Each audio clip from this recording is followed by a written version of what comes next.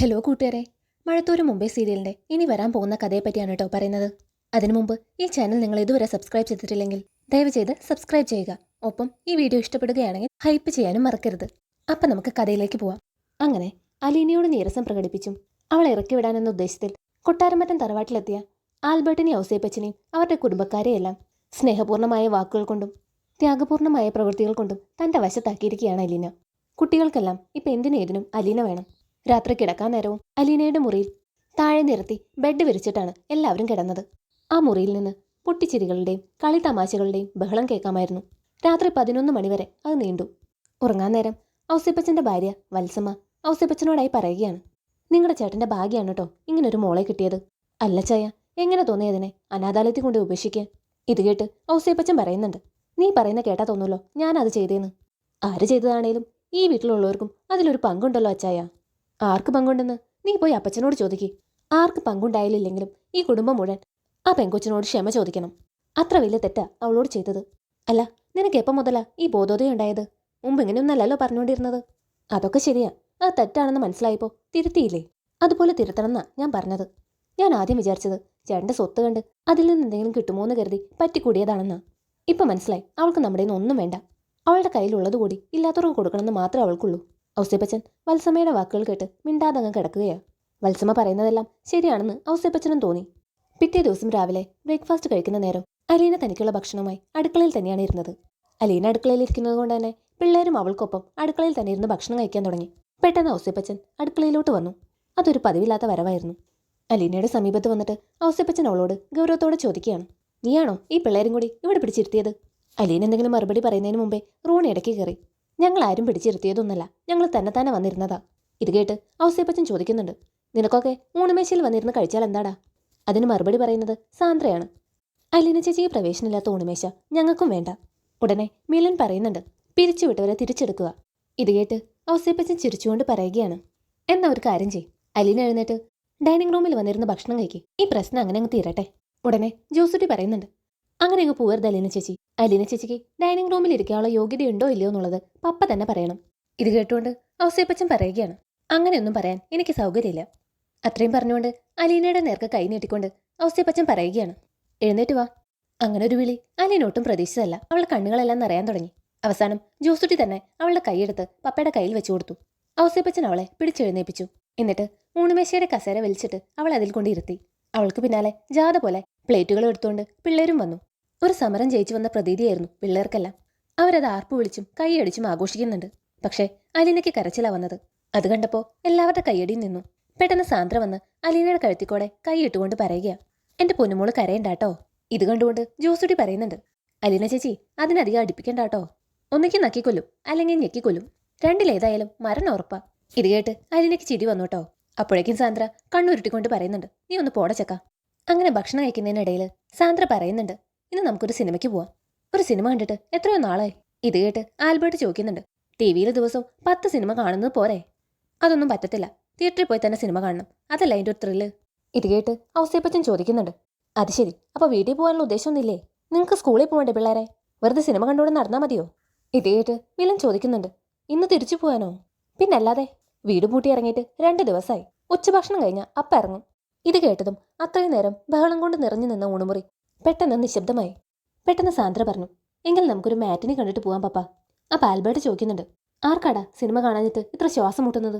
ഉടനെ സാന്ദ്ര പറയുന്നുണ്ട്, സിനിമ കാണാനുള്ള പൂതി കൊണ്ടൊന്നല്ല, അലീന ചേച്ചിയുടെ കൂടെ ഒന്ന് കറങ്ങാലോ എന്ന് വിചാരിച്ചിട്ടാ. അലീന ചേച്ചി എത്ര നാളായി ഒരു സിനിമ കണ്ടിട്ട്? അപ്പം അലീന പറയുന്നുണ്ട്, കുറച്ചുനാൾ മുമ്പ് എറണാകുളത്ത് പോയപ്പോൾ കണ്ടതാ. ഇത് കേട്ട് സാന്ദ്ര ഔസേപ്പച്ചന്റെ മുഖത്ത് നോക്കി പറയുന്നുണ്ട്, ഇഷ്ടമുണ്ടെങ്കിൽ മതി പപ്പ, അതിനുവേണ്ടി ആരുടെ കാല് പിടിക്കാനൊന്നും പറ്റത്തില്ല. അത്രയും പറഞ്ഞ് സാന്ദ്ര നിർത്തി. ബ്രേക്ക്ഫാസ്റ്റ് കഴിഞ്ഞ് എഴുന്നേൽക്കുമ്പോഴേക്കും ഔസേപ്പച്ചൻ തന്റെ മനസ്സ് മാറ്റി. എന്നാ ശരി, നിങ്ങളുടെ ആഗ്രഹം പോലെ ആവട്ടെ. സിനിമ എങ്ങനെ സിനിമ, അത് കഴിഞ്ഞാൽ പിന്നെ തിരിച്ചു പോകണം. അത് സമ്മതിച്ചോ?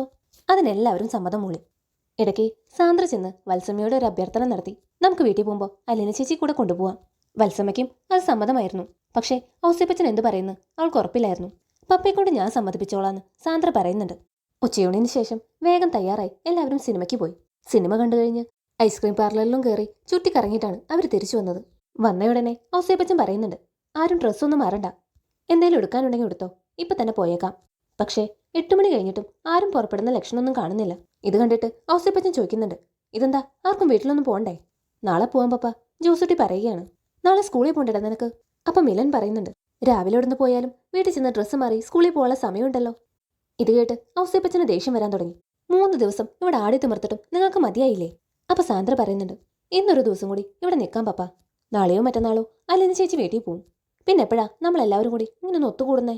പിള്ളേരെല്ലാം ഒത്തൊരുമിച്ചപ്പോൾ ഔസേപ്പച്ചനും ആൽബർട്ടിനും വേറെ വഴിയില്ലായിരുന്നു. ഒപ്പം വത്സമയുടെയും ഷിജിയുടെയും ശുപാർശയും വന്നു. പിള്ളേരുടെ ഒരു ആഗ്രഹമല്ലേ ചായ? അല്ലെങ്കിൽ തന്നെ ഈ രാത്രി വീട്ടിലോട്ട് പോയിട്ട് എന്നാ ചെയ്യാനാ? ഒടുവിൽ ഔസേപ്പച്ചനും ആൽബർട്ടിനും ഭാര്യയുടെയും കുട്ടികളുടെയും നിർബന്ധത്തിന് വഴങ്ങിക്കൊടുക്കേണ്ടി വന്നു. കുട്ടികളെല്ലാം അങ്ങനെ സന്തോഷിച്ചിരിക്കെ കണ്ണഞ്ചിപ്പിക്കുന്ന ഹെഡ്ലൈറ്റുമായി ഒരു കാറ് ചീറിപ്പാഞ്ഞ് കൊട്ടാരമറ്റം തറവാടിന്റെ വീട്ടുമുറ്റത്തെത്തി. പെട്ടെന്ന് സ്റ്റാൻലി ജോസഫ് അതിൽ നിന്ന് പുറത്തിറങ്ങി. സ്റ്റാൻലിയെ കണ്ടതും ആൽബർട്ടും റോബർട്ടും ഔസേപ്പച്ചനും എല്ലാം സിറ്റൗട്ടിലേക്ക് ഇറങ്ങിച്ചെന്നു. അനുജന്മാരുടെ മുഖത്ത് മുമ്പ് കാണാത്ത സൗമ്യഭാവം കണ്ടിട്ട് സ്റ്റാൻലിക്ക് ആശ്ചര്യം തോന്നി. പെട്ടെന്ന് ആൽബർട്ട് ചോദിക്കുകയാണ്, ലാലിച്ചായ ഇതെവിടെന്നാ വരുന്നേ? ഞാൻ കൊച്ചിയിൽ നിന്ന് വരുവാ. സ്റ്റാൻലി അല്പം പരുക്കൻ സ്വരത്തിൽ തന്നെയാ പറഞ്ഞത്. അപ്പൊ ആൽബർട്ട്, ലാലിച്ചായൻ എന്താ അവിടെ തന്നെ നിൽക്കുന്നേ? ഇങ്ങോട്ട് കയറി വാ. ഏയ്, അതിനൊന്നും സമയമില്ല, എനിക്കിപ്പോൾ തന്നെ കുളത്തുപുഴയ്ക്ക് പോകണം. അലീന എവിടെ? ഇത് കേട്ട് റോബർട്ട് ചോദിക്കുന്നുണ്ട്. ഇന്ന് പോവാനോ?